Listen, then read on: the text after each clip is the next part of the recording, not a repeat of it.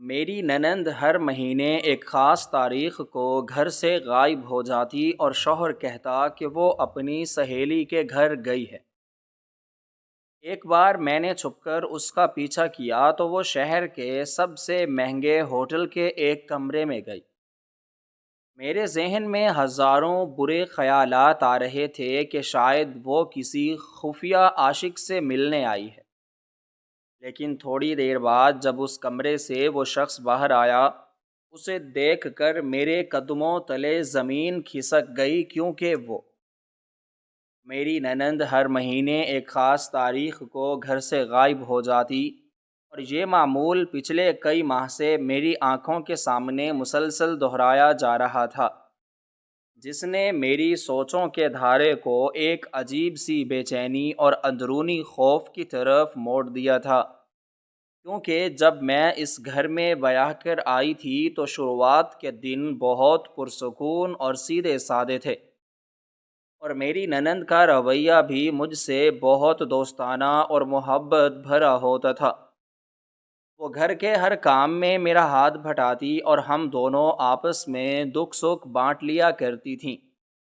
یہاں تک کہ مجھے کبھی احساس ہی نہیں ہوا کہ میں اپنے مائکے سے دور کسی دوسرے گھر میں رہ رہی ہوں۔ لیکن وقت گزرنے کے ساتھ ساتھ میں نے بڑی شدت سے محسوس کیا کہ مہینے کا ایک خاص دن ایسا ہوتا تھا جب گھر کا سارا ماحول اچانک ایک پر اسرار خاموشی اور عجیب سی الجھن کا شکار ہو جاتا تھا۔ اس دن میری ننند صبح سویرے ہی اٹھ جاتی اور اس کے چہرے پر ایک عجیب سی گھبراہٹ اور بے قراری نمایاں ہوتی۔ وہ ناشتہ بنانے میں میری کوئی مدد نہ کرتی، بلکہ جلدی جلدی اپنا کام ختم کر کے اپنے کمرے میں بند ہو جاتی اور کسی گہری سوچ میں گمسم نظر آتی۔ اس کا یہ بدلا ہوا روپ مجھے اندر ہی اندر بہت پریشان کرتا تھا، کیونکہ میں ایک عورت ہونے کے ناطے اس کی اس کیفیت کو بخوبی محسوس کر سکتی تھی کہ کچھ تو ایسا ہے جو مجھ سے بہت مہارت کے ساتھ چھپایا جا رہا ہے۔ میں جب بھی اس سے کچھ پوچھنے کی کوشش کرتی یا باتوں باتوں میں کوئی سراغ نکالنا چاہتی، وہ بات کو گھما کر کسی اور طرف لے جاتی یا مکمل خاموشی اختیار کر لیتی،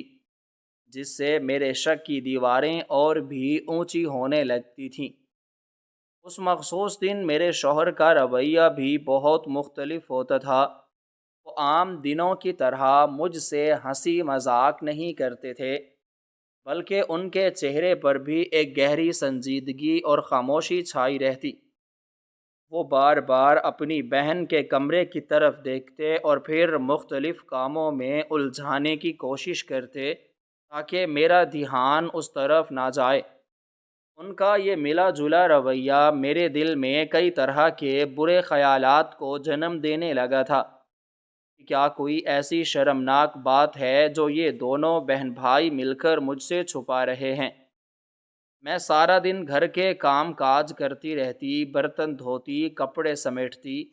لیکن میرا دماغ صرف اسی بات پر الجھا رہتا کہ آخر اس ایک دن میں ایسا کیا خاص ہوتا ہے کہ گھر کا نقشہ اور سکون ہی برباد ہو جاتا ہے۔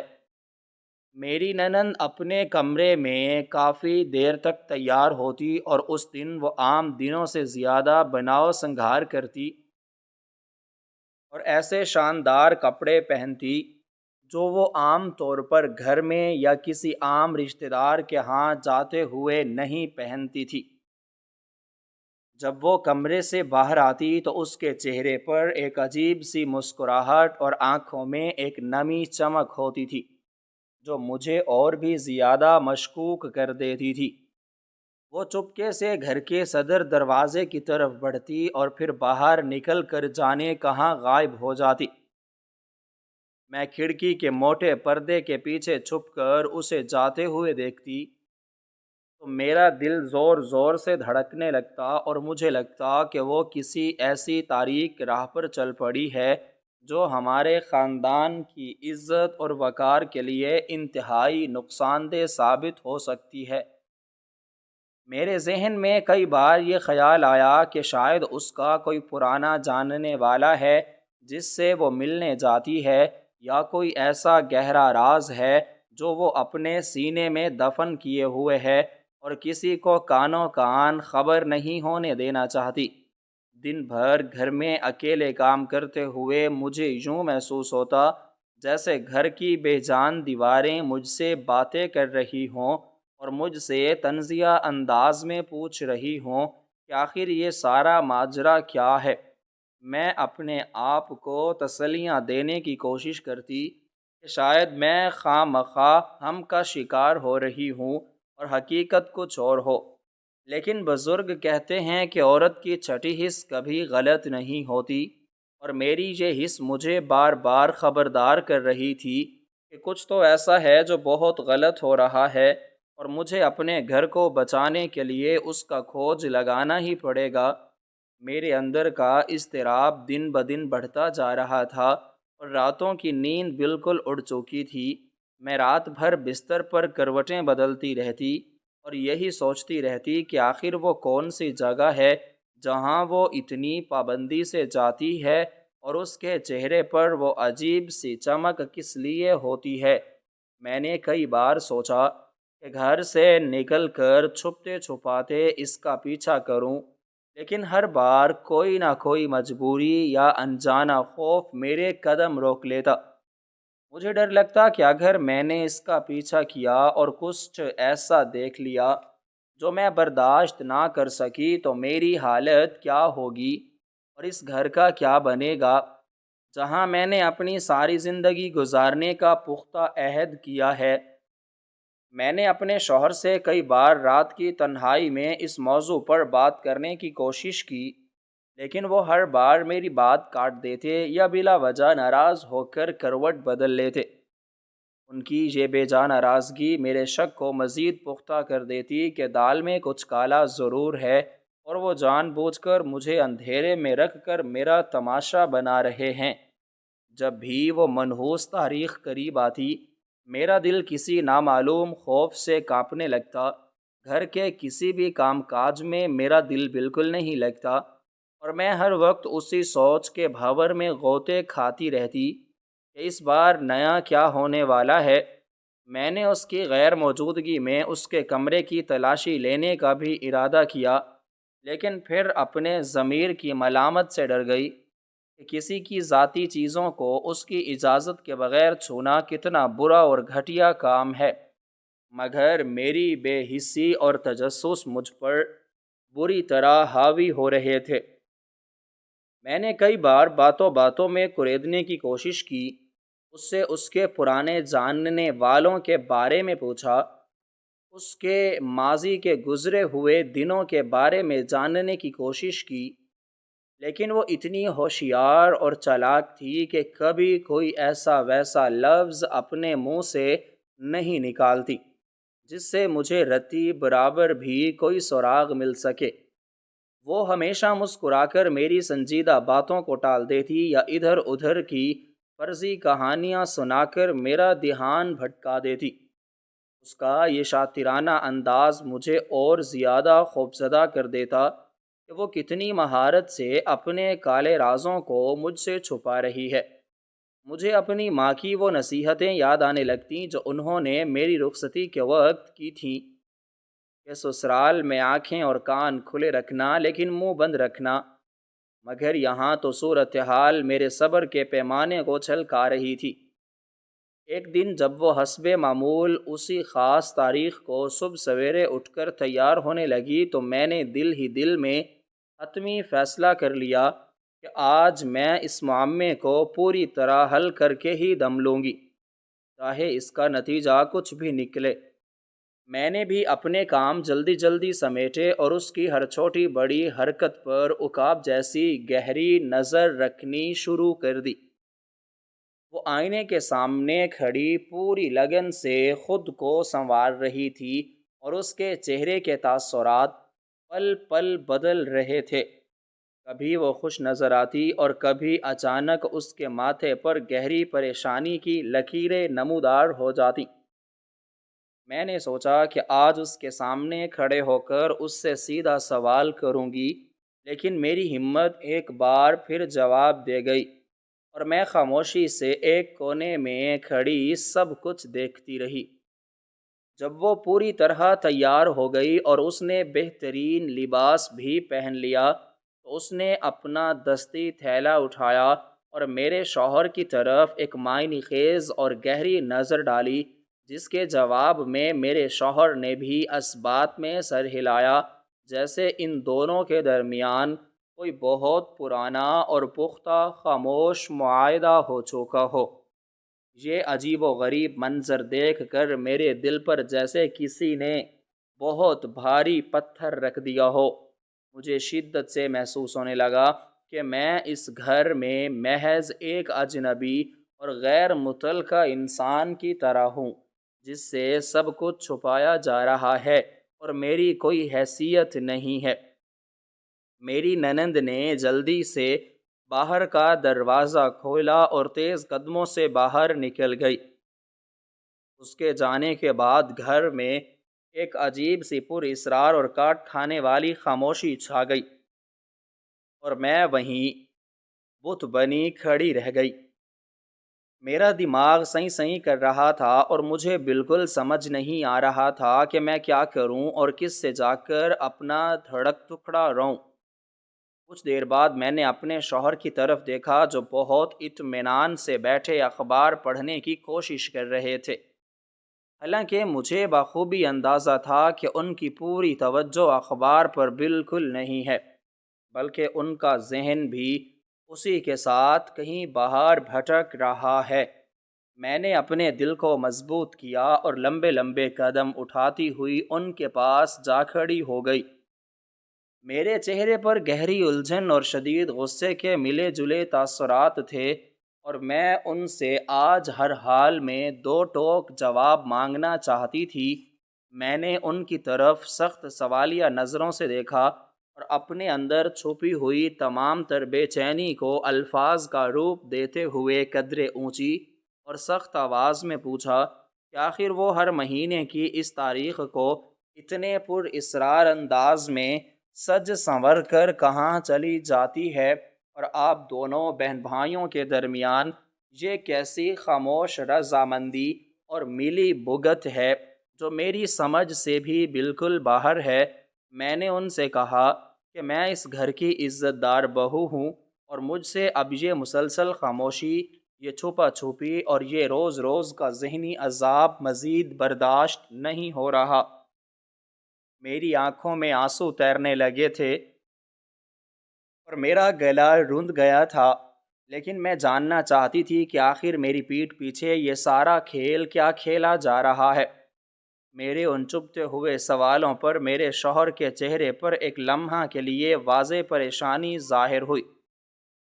انہوں نے جلدی سے اخبار ایک طرف رکھا اور میری آنکھوں سے نظریں چرا کر پہلو بدلتے ہوئے بہت ہی عام اور سادہ سے انداز میں بات کو گول مول کرنے کی کوشش کی اور بڑی ڈٹھائی سے اپنے چہرے پر مصنوعی مسکراہٹ سجا کر کہنے لگے کہ تم ناحق اتنی پریشان ہو رہی ہو اور بلا وجہ اپنے ذہن میں طرح طرح کے شکوک و شبہات پال کر چھوٹی سی باتوں کا پتنگڑ بنا رہی ہو۔ وہ تو بس یوں ہی تھوڑی دیر کے لیے اپنی ایک سہیلی کے گھر گئی ہے۔ میرے شوہر کے منہ سے سہیلی کا نام سن کر میرے اندر غصے اور بے بسی کی ایک عجب سی آگ بھڑک اٹھی، کیونکہ میں جانتی تھی کہ وہ مجھ سے صاف جھوٹ بول رہے ہیں اور میری آنکھوں میں دھول جھونکنے کی کوشش کر رہے ہیں۔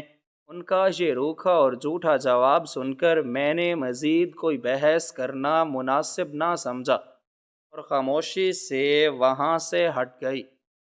لیکن میرے دماغ میں طوفان مچا ہوا تھا اور میں نے اپنے دل میں یہ پختہ ارادہ کر لیا تھا کہ آج چاہے کچھ بھی ہو جائے اور اس کا جو بھی انجام نکلے، میں اس سہیلی والے جھوٹ کا پردہ چاک کر کے رہوں گی اور اس راز کی تہہ تک پہنچوں گی جو مجھ سے اتنی بے دردی سے چھپایا جا رہا ہے۔ میں نے جلدی سے اپنے کمرے کا رخ کیا اور الماری کھول کر اپنی ایک بڑی اور موٹی سی چادر نکالی تاکہ خود کو سر سے پیر تک اچھی طرح چھپا سکوں اور کوئی مجھے غلطی سے بھی پہچان نہ سکے۔ میرا دل میرے سینے میں کسی پکڑے جانے والے چور کی طرح زور زور سے دھڑک رہا تھا اور میرے ہاتھ پاؤں کسی انجانے خوف سے ٹھنڈے پڑ رہے تھے، کیونکہ میں نے اپنی ساری زندگی میں کبھی ایسا کوئی کام نہیں کیا تھا اور گھر سے نکل کر چھپتے چھپاتے کسی کا پیچھا کرنا میرے لیے ایک بہت ہی ڈراؤنا اور بالکل نیا تجربہ تھا۔ لیکن میرے اندر کا شک اور اپنے گھر کے سکون کو بچانے کی بے چین تڑپ مجھے اس انتہائی قدم پر مجبور کر رہی تھی۔ میں نے جلدی سے چادر اوڑھی اور ادھر ادھر دیکھتی ہوئی دبے پاؤں گھر کے پچھلے دروازے سے باہر نکل آئی۔ گلی میں پہنچ کر میں نے دل کو مضبوط کیا اور ارد گرد نظر دوڑائی تو میری ننند کچھ ہی فاصلے پر تیز تیز قدموں سے چلتی ہوئی گلی کے موڑ کی طرف جا رہی تھی۔ میں نے بھی دیواروں کے سائے کا سہارا لیتے ہوئے اور خود کو چھپاتے ہوئے کچھ فاصلہ رکھ کر اس کے پیچھے چلنا شروع کر دیا۔ وہ چلتے چلتے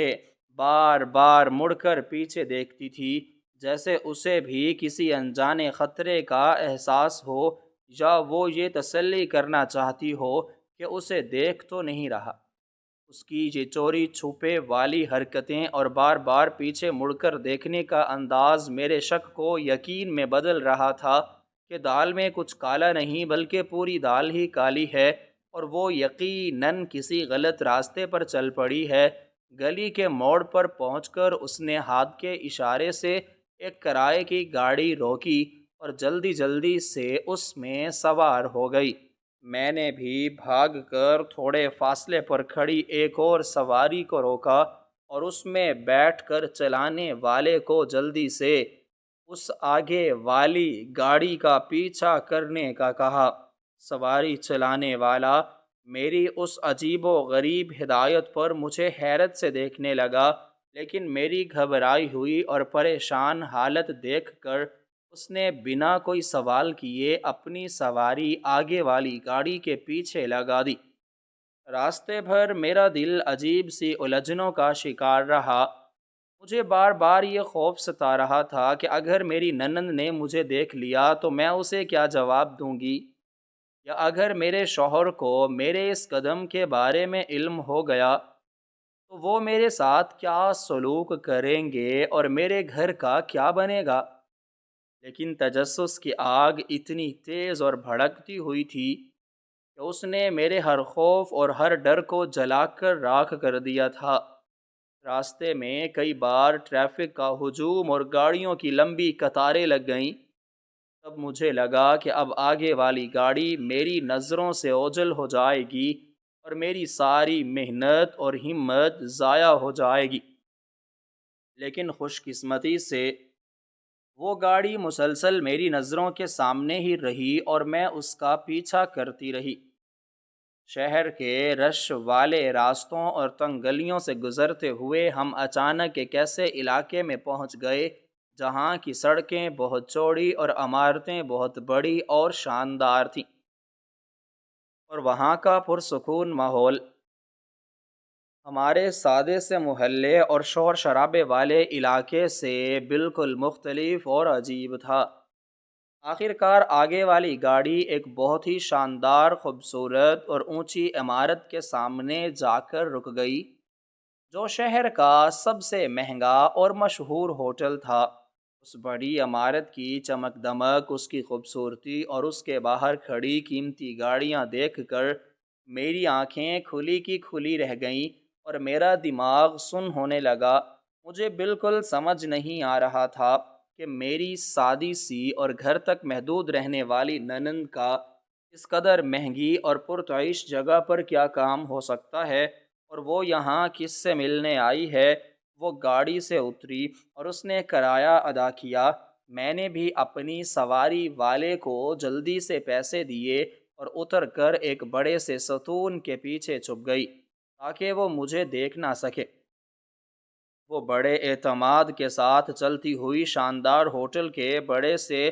شیشے والے دروازے کی طرف بڑھی اور وہاں کھڑے پہرے داروں کے سامنے سے گزر کر اندر داخل ہو گئی۔ میں نے کچھ پل انتظار کیا اور پھر گہرا سانس لے کر اپنے چہرے کو چادر سے مزید چھپاتے ہوئے اور اپنے قدموں کو مضبوط کرتے ہوئے اس کے پیچھے پیچھے ہوٹل کے اندر قدم رکھ دیا۔ اندر کا ماحول بہت ہی روشن اور عجیب سی خاموشی میں لپٹا ہوا تھا، اور وہاں موجود ہر چیز سے امیری اور شان و شوکت جھلک رہی تھی۔ لوگ بہت دھیمی آواز میں باتیں کر رہے تھے اور ادھر ادھر جا رہے تھے۔ میں نے نظریں گھما کر دیکھا تو میری ننند سامنے والی لمبی راہداری کی طرف تیزی سے جا رہی تھی۔ میں بھی دبے پاؤں لوگوں کی نظروں سے بچتی ہوئی اس کے پیچھے پیچھے چلنے لگی۔ وہ ایک برقی زینے کے پاس جا کر کھڑی ہو گئی اور اس کے کھلنے کا بے چینی سے انتظار کرنے لگی۔ میں ایک بڑے سے پودے کے پیچھے چھپ کر اسے دیکھنے لگی۔ جب وہ زینہ کھلا تو وہ اس میں داخل ہو گئی اور اوپر چلی گئی۔ میں نے جلدی سے پاس ہی بنی ہوئی سیڑھیوں کا رخ کیا اور تیزی سے اوپر کی طرف بھاگی۔ میری سانس بری طرح پھول رہی تھی اور میرا سارا وجود پسینے میں بھیگ چکا تھا، لیکن میں کسی بھی قیمت پر اسے اپنی نظروں سے دور نہیں ہونے دینا چاہتی تھی۔ اوپر والی منزل پر پہنچ کر میں نے ہانپتے ہوئے دیکھا کہ وہ ایک لمبی سی اور خوبصورت راہداری میں چل رہی تھی، جس کے دونوں طرف بہت شاندار اور قیمتی دروازوں والے کمرے بنے ہوئے تھے۔ میں بھی دیوار کے ساتھ لگ کر چھپتے چھپاتے اپنے قدموں کی آہٹ کو دباتے ہوئے اس کے پیچھے چلنے لگی۔ اس لمبی راہداری میں بہت گہری خاموشی تھی اور میرے اپنے قدموں کی دھیمی آہٹ بھی مجھے ڈرا رہی تھی۔ آخر کار وہ ایک بہت ہی بڑے اور خاص نظر آنے والے کمرے کے سامنے جا کر رک گئی۔ اس نے رک کر ایک بار پھر ادھر ادھر دیکھا، جیسے یہ پوری تسلی کرنا چاہتی ہو کہ کوئی اس پر نظر تو نہیں رکھے ہوئے اور کوئی اس کا پیچھا تو نہیں کر رہا۔ اس کے چہرے پر ایک عجیب سی گھبراہٹ اور بے چینی آیا تھی، جو میں اتنے فاصلے سے بھی صاف محسوس کر سکتی تھی۔ اس نے کانپتے ہوئے ہاتھوں سے اپنا دستی تھیلا کھولا اور پھر اس نے ایک گہری سانس لی اور اس بڑے سے دروازے کو دھکیل کر تیزی سے اندر داخل ہو گئی اور دروازہ اندر سے بند کر لیا۔ میں وہیں راہداری کے ایک تاریک کونے میں ساکت اور حیران کھڑی رہ گئی اور میرے اندر اس بند دروازے پر ٹک گئیں آنکھیں۔ جہاں میری ننند ایک کمرے میں گئی تھی، اس بند دروازے کو دیکھتے ہی میرے قدم وہیں زمین میں گڑ گئے اور میرا وجود پر ایک ایسا سکتہ طاری ہوا جیسے کسی نے میرے جسم سے ساری کی ساری جان کھینچ لی ہو۔ اس پرسکون اور خاموش راہداری میں مجھے صرف اپنے دل کے دھڑکنے کی آواز تیز سنائی دے رہی تھی، جو کسی ہتھوڑے کی طرح میرے سینے پر بج رہی تھی۔ میری آنکھوں کے سامنے اندھیرا چھانے لگا اور دماغ کسی ایسے بھنور میں پھنس گیا جہاں سے نکلنے کا کوئی راستہ سجھائی نہیں دے رہا تھا۔ میں وہیں دیوار کے ساتھ لگ کر فرش پر بیٹھنے کے قریب ہو گئی، لیکن میں نے خود کو بڑی مشکل سے سنبھالا اور اپنی کانپتی ہوئی ٹانگوں کو سہارا دیکھ کر کھڑی رہی۔ وہ بھاری بھرکم اور خوبصورت دروازہ، جو اب مکمل طور پر بند ہو چکا تھا، میرے لیے محض ایک دروازہ نہیں تھا، بلکہ ایک ایسا خوفناک پردہ تھا جس کے پیچھے میرے گھر اور میرے خاندان کی عزت کے ٹکڑے کیے جا رہے تھے۔ میرے دماغ میں سوالوں کا ایک ایسا طوفان برپا ہو گیا تھا جس نے میرے سوچنے سمجھنے کی ساری صلاحیتوں کو مفلوج کر کے رکھ دیا تھا۔ میں بار بار خود سے یہی پوچھ رہی تھی کہ ایک سیدھی سادی اور گھر کی چار دیواری تک محدود رہنے والی لڑکی جو میرے سامنے اتنی معصوم اور بھولی بن کر رہتی ہے، وہ اتنی بڑی اور خوفناک حرکت کیسے کر سکتی ہے؟ اس قدر مہنگی اور پرتعیش جگہ جہاں آنے کا ہم جیسے عام لوگ خواب میں بھی نہیں سوچ سکتے، وہاں اس کا اس طرح بلا جھجک اور اتنے اعتماد کے ساتھ آنا اس بات کا کھلا ثبوت تھا کہ وہ یہاں پہلی بار نہیں آئی، بلکہ یہ اس کا پرانا اور معمول کا راستہ ہے جس پر وہ پچھلے کئی مہینوں سے باقاعدگی سے چل رہی ہے۔ مجھے اپنا آپ ایک بے وقوف اور احمق انسان لگنے لگا جسے اتنے عرصے سے دھوکے اور فریب کے جال میں الجھا کر رکھا گیا تھا۔ میرے کانوں میں اپنے شوہر کے وہ جھوٹے الفاظ بار بار گونج رہے تھے جب انہوں نے مسکرا کر مجھے تسلی دی تھی اور کہا تھا کہ وہ اپنی کسی پرانی سہیلی کے گھر گئی ہے۔ ان کا وہ جھوٹ اب مجھے کسی زہریلے سانپ کی طرح ڈس رہا تھا، کیونکہ اب حقیقت پوری طرح میری آنکھوں کے سامنے ننگی ہو چکی تھی، اور وہ حقیقت اتنی کڑوی اور خوفناک تھی کہ اسے ہضم کرنا میرے بس سے باہر ہو رہا تھا۔ میں سوچ رہی تھی کہ اگر میرے سسرال والوں کو اور خاص طور پر میرے شوہر کو اس بات کی بھنک بھی پڑ گئی کہ ان کی بہن جس پر وہ اندھا اعتبار کرتے ہیں اور جس کی شرافت کی قسمیں کھاتے ہیں، وہ ان کی پیٹھ پیچھے اتنا گھناؤنا کھیل کھیل رہی ہے، تو ان پر کیا قیامت گزرے گی؟ وہ یہ صدمہ برداشت کر پائیں گے یا پھر اس کا سارا ملبہ بھی میرے ہی سر پر ڈال دیا جائے گا کہ میں گھر میں ہوتے ہوئے بھی اس پر نظر کیوں نہیں رکھ سکی اور میں نے وقت پر انہیں اس کی ان شرمناک حرکتوں سے آگاہ کیوں نہیں کیا؟ میرے اندر ایک عجیب سی بے بسی اور غصے کی لہر دوڑ گئی۔ مجھے اس لڑکی پر شدید غصہ آ رہا تھا جس نے اپنی جوانی اور اپنی خواہشوں کی خاطر ہمارے پورے خاندان کی عزت اور وقار کو داؤ پر لگا دیا تھا۔ میں تصور میں اس کمرے کے اندر کے مناظر دیکھنے کی کوشش کر رہی تھی، اور یہ سوچ سوچ کر میرا خون کھول رہا تھا کہ وہاں اندر وہ کس حال میں ہوگی۔ اس کا صبح سویرے اٹھ کر وہ خاص تیاری کرنا، وہ مہنگا اور خوبصورت لباس پہننا، اور اس کے چہرے پر وہ عجیب سی خوشی اور چمک، یہ سب کچھ اب مجھے ایک کھلی کتاب کی طرح سمجھ آ رہا تھا۔ وہ بناؤ سنگھار کسی سہیلی کے لیے نہیں بلکہ کسی خاص انسان کو لبھانے کے لیے کیا گیا تھا۔ وہ انسان جو یقیناً اس بند کمرے میں پہلے سے اس کا بے صبری سے انتظار کر رہا ہوگا، اور جس کے لیے وہ اپنے گھر والوں کی آنکھوں میں دھول جھونک کر اپنا سب کچھ لٹانے چلی آئی تھی۔ یہ سوچ کر ہی میرے رونگٹے کھڑے ہو رہے تھے کہ ہماری خاندانی عزت جو سالوں کی محنت اور قربانیوں سے کمائی گئی تھی، وہ آج اس بڑی عمارت کے ایک کمرے میں نیلام ہو رہی ہے۔ میرے ذہن میں معاشرے کے طانے، رشتہ داروں کی باتیں اور لوگوں کی وہ حقارت بھری نظریں گھومنے لگیں جن کا سامنا ہمیں اس راز کے فاش ہونے کے بعد کرنا پڑنا تھا۔ مجھے اپنا گھر برباد ہوتا ہوا صاف نظر آ رہا تھا، اور مجھے لگ رہا تھا کہ اب اس طوفان کو روکنا میرے یا کسی اور کے بس میں نہیں رہا، کیونکہ تیر کمان سے نکل چکا تھا اور وہ لڑکی اپنی تمام حدیں پار کر چکی تھی۔ میری آنکھوں سے آنسو بے اختیار بہنے لگے جو دکھ، غصے اور بے بسی کا ملا جلا نتیجہ تھے۔ میں نے اپنے ہاتھوں سے اپنا چہرہ چھپا لیا اور اپنے رب سے دعائیں مانگنے لگی کہ کاش یہ سب کچھ ایک بھیانک خواب ہو، اور جب میری آنکھ کھلے تو سب کچھ پہلے جیسا پرسکون اور ٹھیک ہو۔ لیکن حقیقت کی وہ کٹھور دیوار میرے سامنے کھڑی میرا منہ چڑھا رہی تھی اور مجھے مجبور کر رہی تھی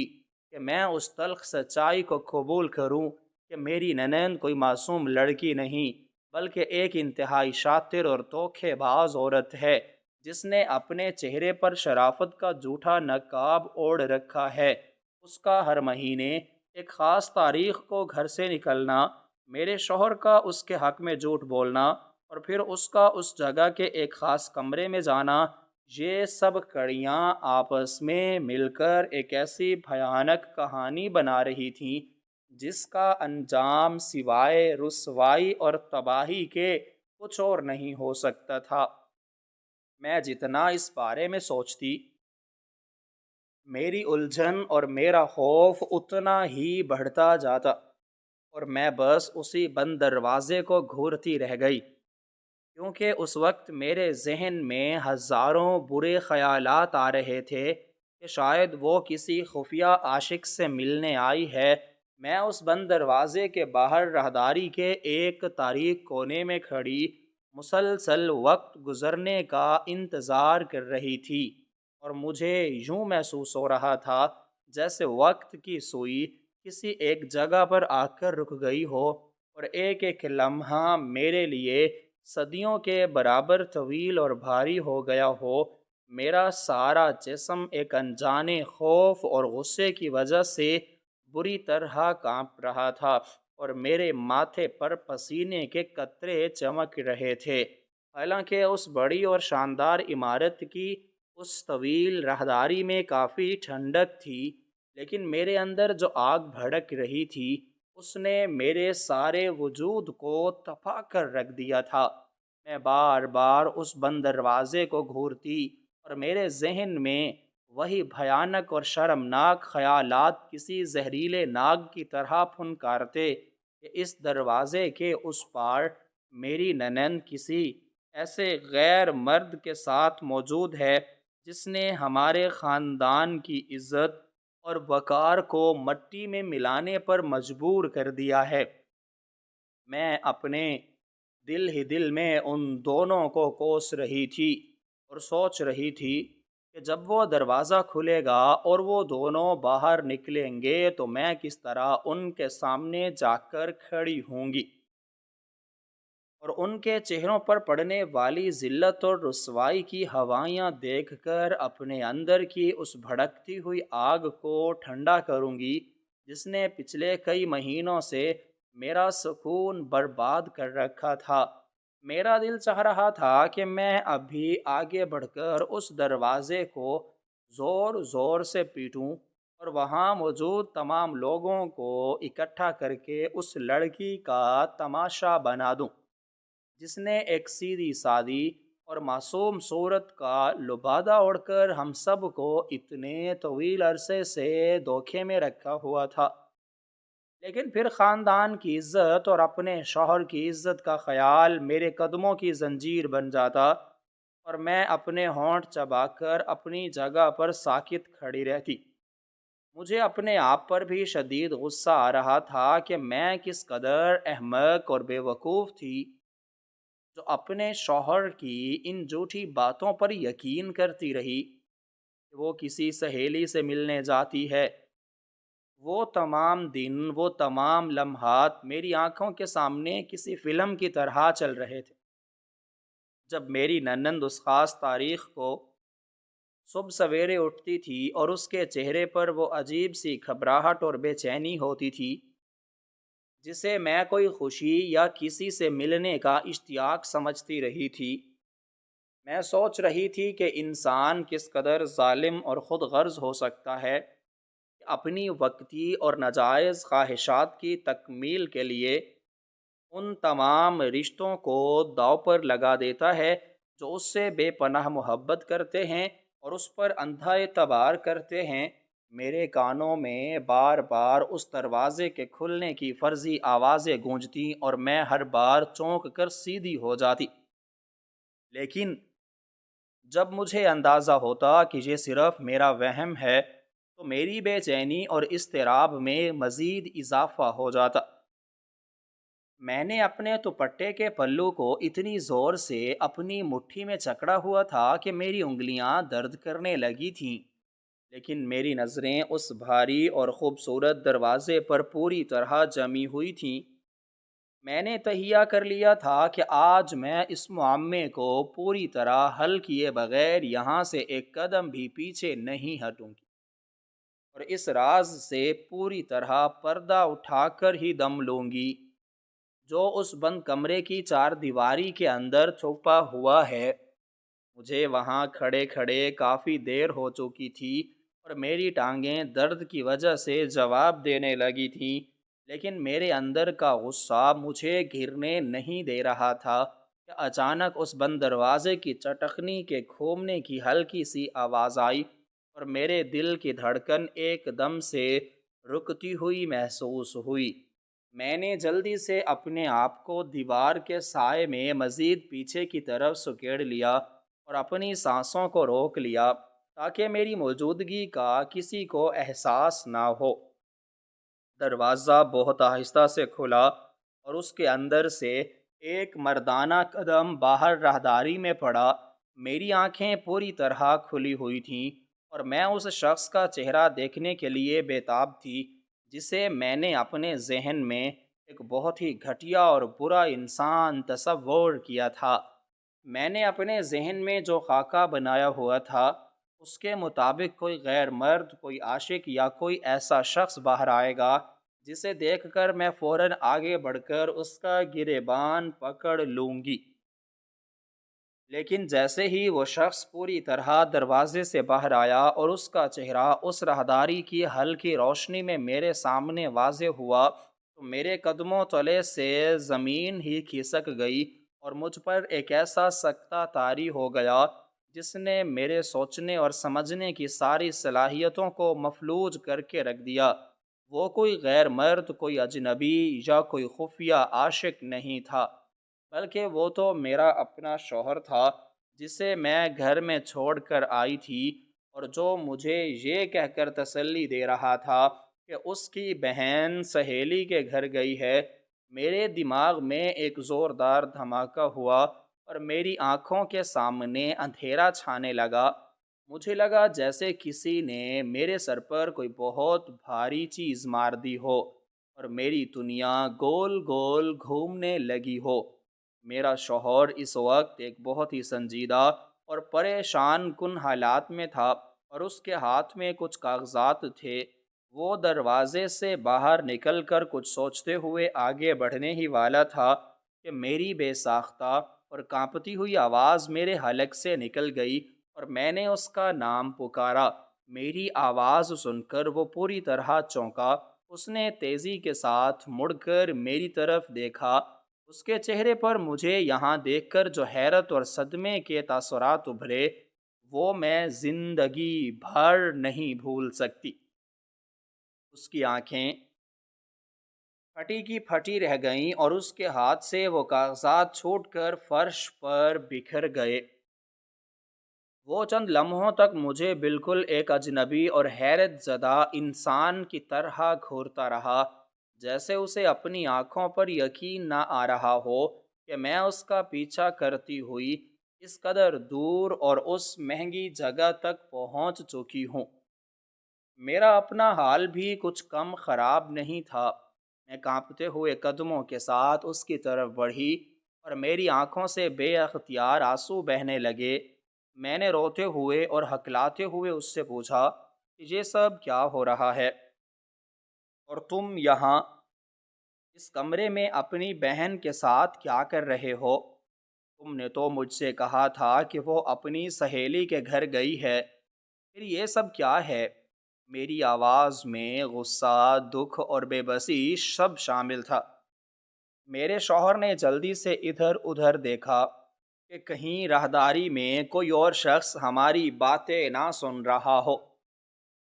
اس نے آگے بڑھ کر میرے کندھے کو پکڑا اور مجھے تسلی دینے والے انداز میں اندر اسی کمرے کی طرف چلنے کا اشارہ کیا۔ اس کے چہرے پر ایک عجیب سی ندامت اور تکلیف کا سایہ تھا جس نے مجھے مزید الجھن میں ڈال دیا۔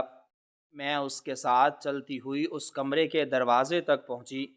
اور جب میں نے اندر قدم رکھا تو اندر کا منظر دیکھ کر میرے شکوک و شبہات کی وہ تمام عمارت جو میں نے اپنے ذہن میں کھڑی کی تھی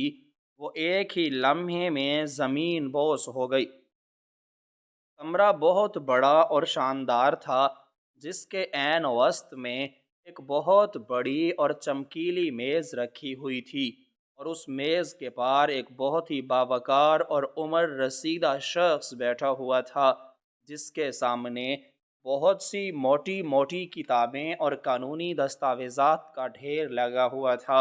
اور کمرے کے ایک کونے میں صوفے پر میری ننند بیٹھی ہوئی تھی، لیکن اس کی حالت وہ بالکل نہیں تھی جو میں نے باہر کھڑے ہو کر سوچی تھی۔ وہ کسی عاشق سے ملنے والی کوئی بے باک اور خوشحال لڑکی نہیں لگ رہی تھی،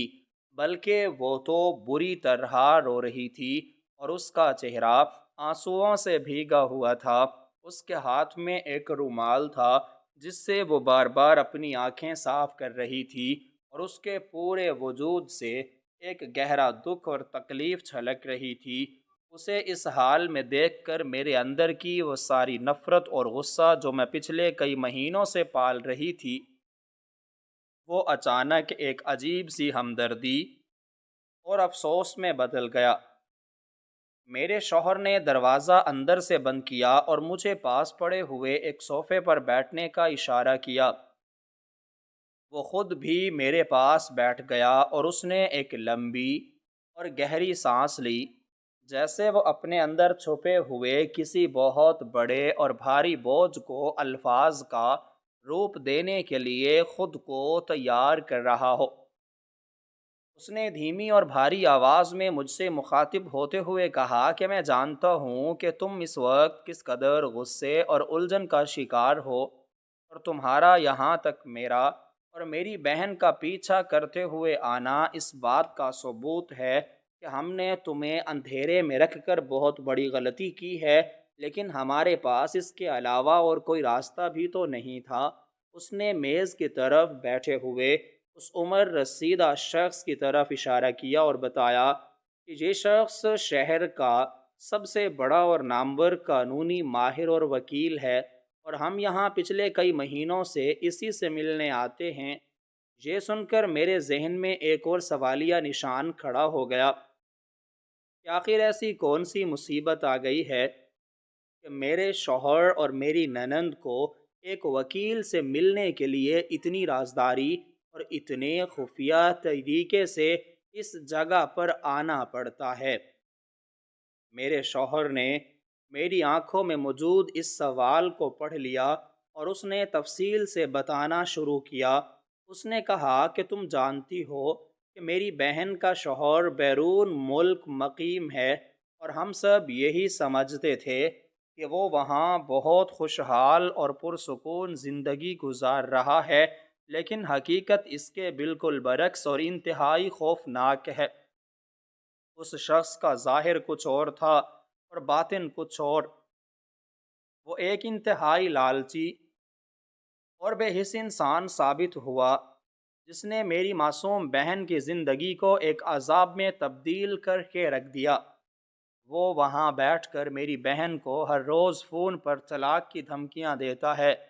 اسے ذہنی اور جذباتی طور پر بری طرح اذیت کا نشانہ بناتا ہے، اور اس پر طرح طرح کے بے بنیاد اور شرمناک الزامات لگاتا ہے، تاکہ اسے دباؤ میں لا کر اس سے اور ہمارے خاندان سے بھاری رقم اینٹ سکے۔ میری ننند پچھلے کئی سالوں سے اس کی یہ تمام زیادتیاں اور ظلم خاموشی سے سہ رہی تھی، اور اس نے اپنے والدین اور ہمیں کبھی اس بات کی بھنک تک نہیں پڑنے دی کہ وہ کس قدر تکلیف دہ حالات سے گزر رہی ہے۔ لیکن پچھلے عرصے سے اس ظالم شخص کی حرکتیں اپنی تمام حدیں پار کر چکی تھیں، اور اس نے میری بہن کو واضح طور پر کہہ دیا تھا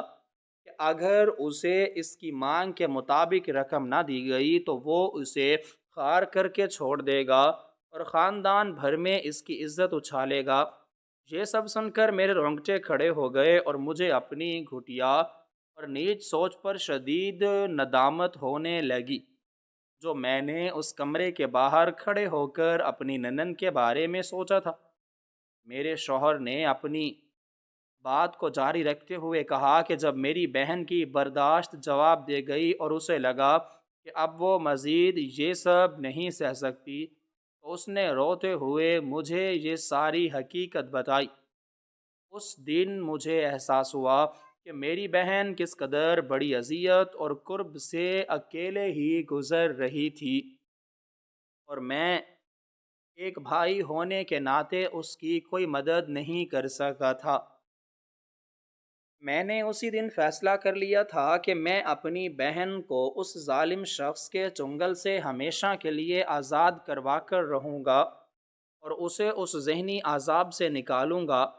ہم نے اس معاملے کو بہت خاموشی اور سوچ سمجھ کر حل کرنے کا ارادہ کیا، کیونکہ اگر ہم یہ بات خاندان اور رشتہ داروں میں پھیلا دیتے تو لوگ طرح طرح کی باتیں بناتے اور میری بہن کی عزت اور کردار پر انگلیاں اٹھاتے، جو ہمارے خاندان کے لیے ایک بہت بڑا تماشا اور رسوائی کا باعث بنتا۔ اس لیے میں نے فیصلہ کیا کہ ہم اس معاملے کو قانونی طریقے سے اور بالکل خفیہ طور پر اس وقت تک آگے بڑھائیں گے جب تک کہ ہماری بہن مکمل طور پر اس شخص کے نکاح سے آزاد نہیں ہو جاتی۔ اسی مقصد کے لیے میں نے اس وکیل صاحب سے رابطہ کیا جو قانونی معاملات کو خفیہ رکھنے اور سلجھانے میں بہت مہارت رکھتے ہیں، اور چونکہ ان کا دفتر شہر کے دوسرے کونے میں ہے، اس لیے ہم ہر مہینے کی ایک مقررہ تاریخ کو یہاں اس شاندار عمارت میں ان کی اس خفیہ جگہ پر ملنے آتے ہیں تاکہ ہم خلا کے کاغذات اور قانونی دستاویزات مکمل کر سکیں اور کسی کو ہمارے ارادوں کی کان و کان خبر بھی نہ ہو۔ میں نے روتے ہوئے اپنے شوہر سے پوچھا کہ تم نے یہ اتنی بڑی بات اور اتنا بڑا دکھ مجھ سے کیوں چھپایا؟ کیا میں اس گھر کی اور تمہاری زندگی کی کوئی اہمیت رکھنے والی ساتھی نہیں تھی؟ کیا تمہیں مجھ پر اتنا اعتبار نہیں تھا کہ میں اس مشکل وقت میں تمہارا اور اپنی ننند کا ساتھ دے سکتی؟ میرے شوہر نے دکھ بھری نگاہوں سے میری طرف دیکھا اور کہا کہ میرا مقصد تمہیں اندھیرے میں رکھنا یا تم پر عدم اعتماد کرنا بالکل نہیں تھا، بلکہ میں جانتا تھا کہ تم بہت حساس ہو، اور اگر میں تمہیں یہ ساری بھیانک صورتحال بتا دیتا تو تم بھی ہماری طرح ہر وقت پریشان اور دکھی رہتی۔ میں تمہیں اس ذہنی اذیت اور کھچاؤ سے بچانا چاہتا تھا، اور میرا ارادہ یہی تھا کہ جب یہ تمام قانونی معاملات مکمل ہو جائیں گے اور خلا کے کاغذات تیار ہو کر ہمارے حق میں فیصلہ ہو جائے گا تو میں تمہیں خود یہ سب کچھ تفصیل سے بتا دوں گا۔ لیکن میری یہ خاموشی اور ہمارا یہ خفیہ انداز تمہیں اتنی بڑی غلط فہمی میں مبتلا کرے گا، اس کا مجھے بالکل بھی اندازہ نہیں تھا۔ میری ننند جو اب تک خاموشی سے بیٹھی رو رہی تھی،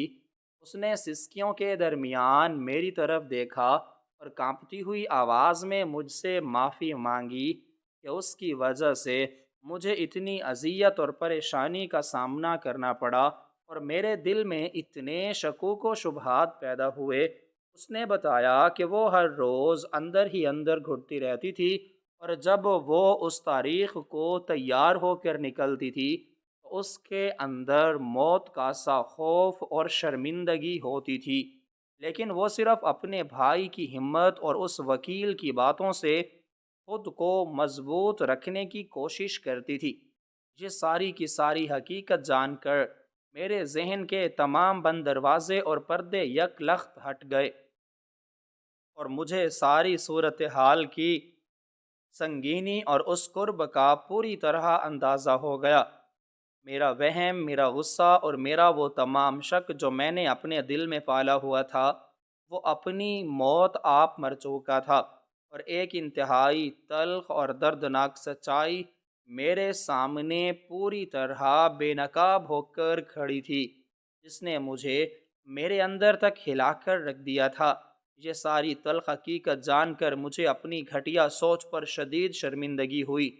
جو میں اتنے مہینوں سے دل میں پال رہی تھی۔ میں نے روتے ہوئے آگے بڑھ کر اپنی ننند کو گلے لگا لیا اور دل سے معافی مانگی۔